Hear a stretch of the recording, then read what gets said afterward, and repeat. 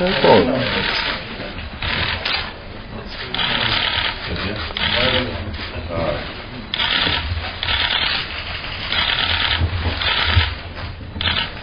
everyone? I'm fine. I'm good. Happy to be here.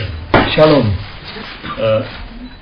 Paul Simon, everybody knows, one of the biggest artists of our time, composer, performer, my idol for many, many years. Sorry to say that, but I love it. We can start and let's have a good one. Thank you. The length of the visit, I wish it would be longer, but I have to go to South Africa because there's a documentary being made on the 25th anniversary of Graceland, and I have a deadline on that, so I have to go immediately to South Africa. But I wish I were staying here, where the weather's nice and warm, and the people are friendly, and in South Africa it's winter. Well, the people are friendly there too, but it's winter. My memory of the last time that I was here, well, I have several distinct memories. The first is going to the wall, and the other is that I was so sick when I was here, and I had to perform. So I kept going back and forth from Jerusalem to Tel Aviv to be treated, and I was so concerned about whether I would be able to sing, and so I didn't really have a lot of time to do anything but be treated and then perform. I have other memories too, meeting people, going to people's homes, conversations. Are you still enjoying touring after all these years? Yes, I am. I have a time limit. At a certain point, I say, "All right, I'm sort of done." But that was always the case. And really, what happens is I work on the music as I'm performing, and I change arrangements, and the music evolves, and the band becomes more of a unit, and there's a process of growth and evolution, and it's very interesting, and I really enjoy it. Then at a certain point, you sort of solve all of the problems, and at that point, the danger is that you start to just repeat yourself automatically, and then it's less interesting, and at that point I feel that I'm doing an imitation of myself, and I lose interest and I want to stop. As you probably know very well, in the world tends to see you as a Jew. So while I see myself as me,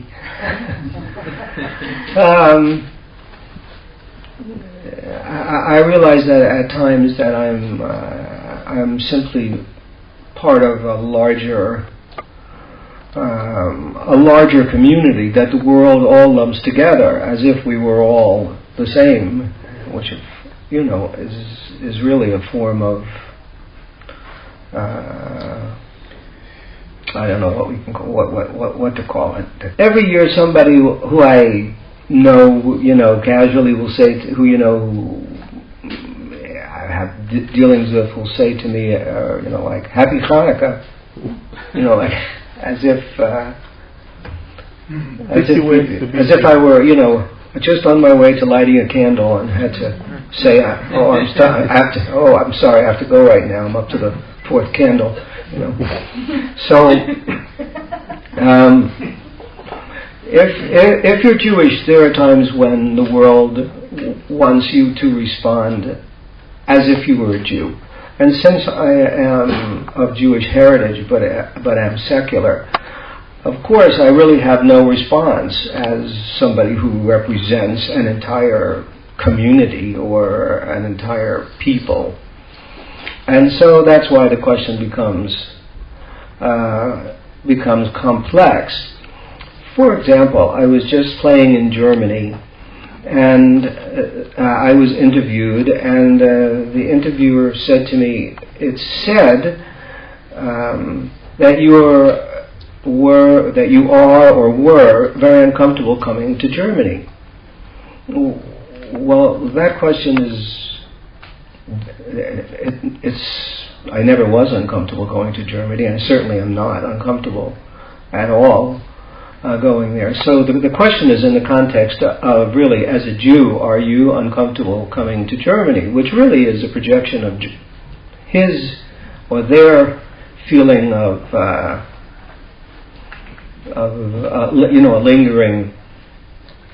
lingering guilt, more than anything that I've ever expressed. But I don't know that question would be asked of someone who wasn't a Jew. So, I mean, those questions come up.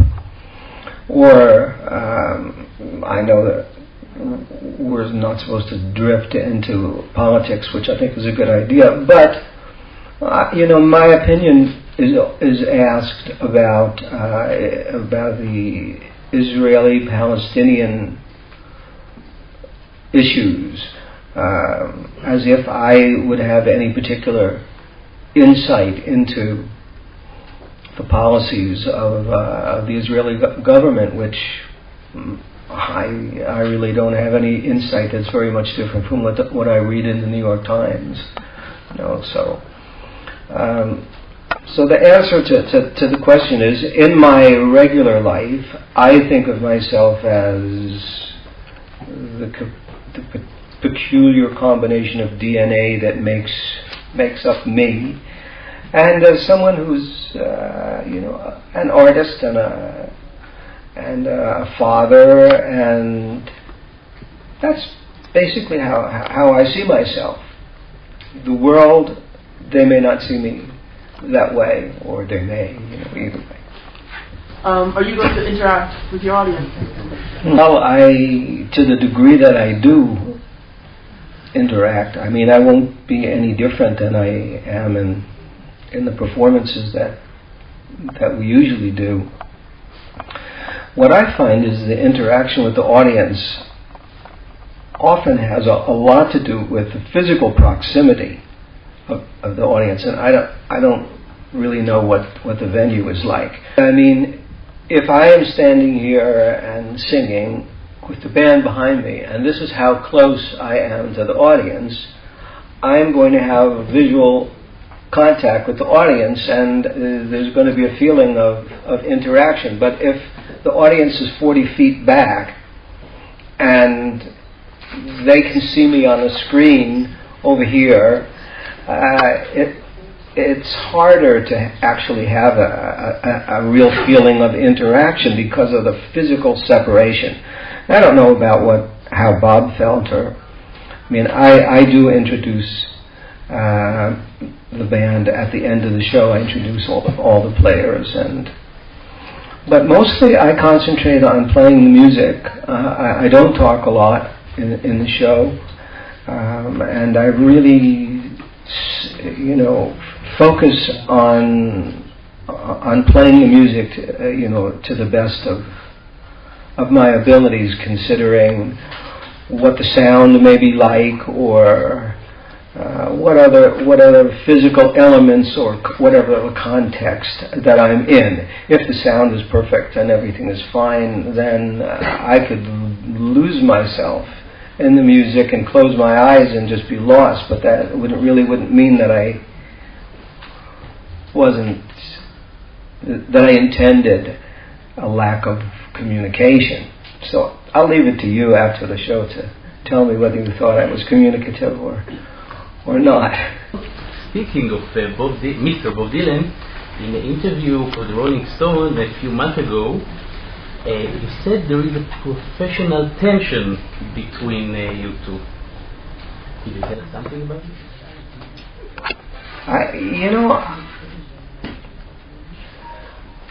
I don't remember saying that, but in the headline, Rolling Stone. The answer to that is no, actually, there isn't any professional tension. You said that you offered him to sing a duet with you in your last album, and you didn't get any response. Well, here's what happened. That's a story that sort of grew on its own, made up its own soil and fertilized itself and became a story. Here's what happened. We have the same manager. And of course I know Bob for 40 years, So there was one song on the new album, it happened to be So Beautiful or So What, the song. And I thought it would be really interesting if Bob sang one of the verses. So I asked our mutual manager to ask Bob if he wanted to, do that. Well, Bob was on tour in Eastern Europe, and I was finishing the record in the United States. And what happened was the deadlines couldn't be made. He couldn't get back. It was not that.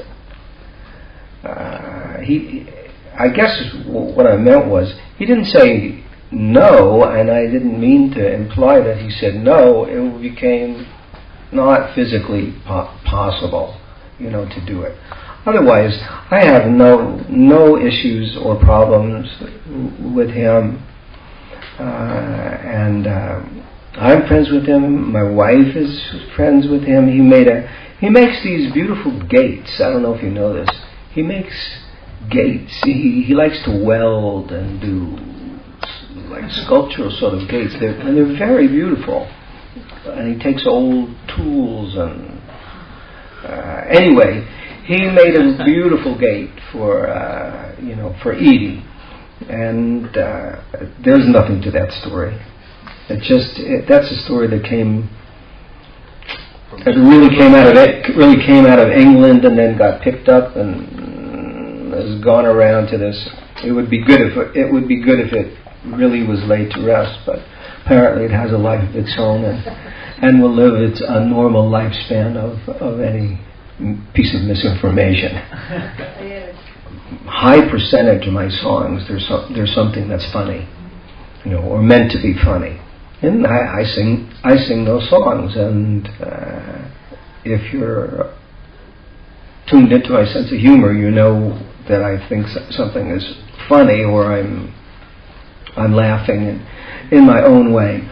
If there is something that's funny that occurs. For example, there's a YouTube piece that's going around. I was playing in Toronto at a club in Toronto, and someone from the audience yelled out, "Play Duncan," at which we weren't going to play, and I said, "Duncan, no, we're not going to play Duncan." And then this young woman said, "I learned to play guitar by playing Duncan." So I said, "Well, really? Well, come on up and play it then, And up she came, and I gave her my guitar, and she played it, and the band played behind her, and everyone was.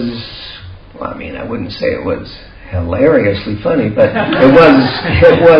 it was a pretty light moment, and then there was something like 500,000 views on YouTube on it. So I don't write comedic introductions or do things in that particular way when I'm performing by myself. I really concentrate. I really treat it as if it were a jazz concert or a classical music concert. We play the music. There's a lot of thought that goes into it, and that's really who I am. And so I don't use my sense of humor as a form of entertainment in these in these shows. But if something happens spontaneously that's funny, I wouldn't keep a straight face. I don't think at this point I would be interested in seeing myself on film. I'm happy enough that I'm writing and singing and now back performing. I haven't been performing in a few years either.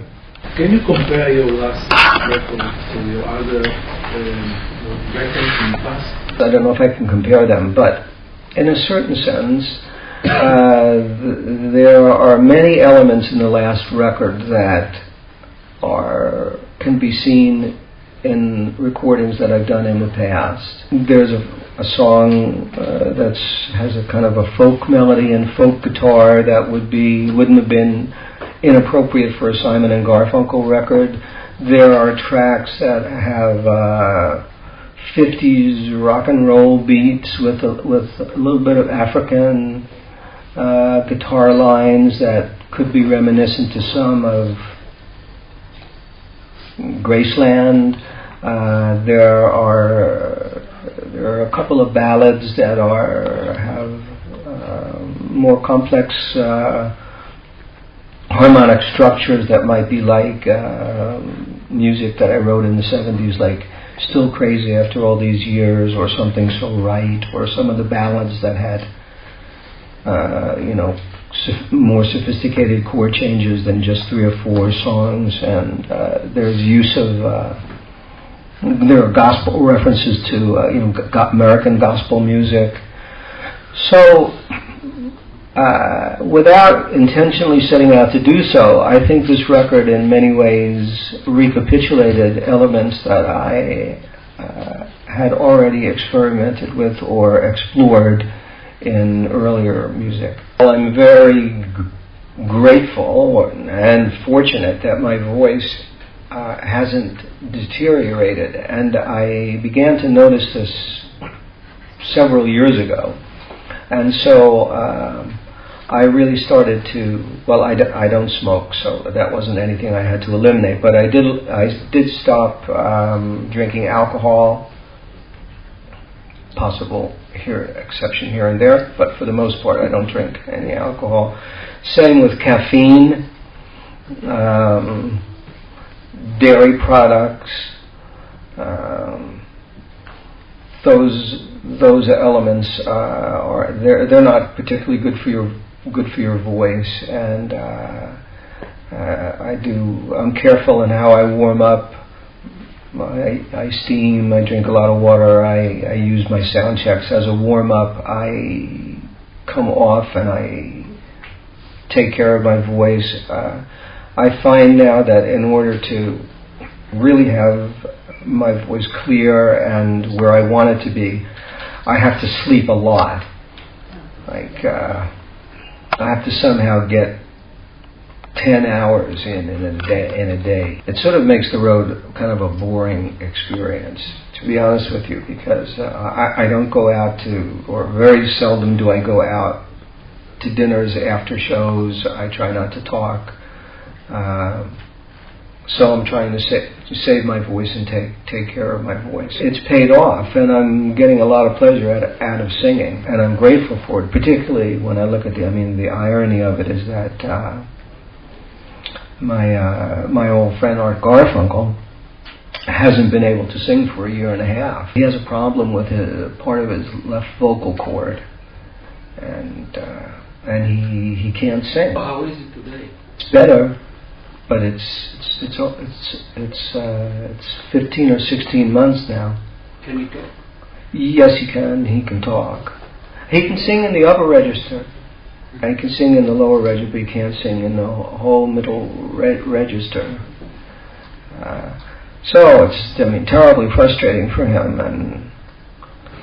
and hard for me to watch my friend suffer with this, or any musician to suffer with the loss of their instrument.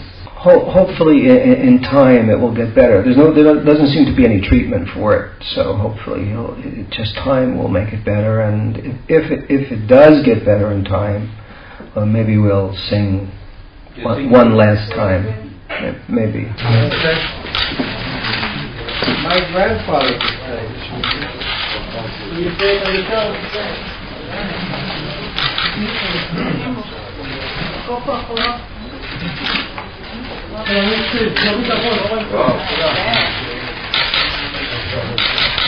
So beautiful. Thank you. It's wonderful.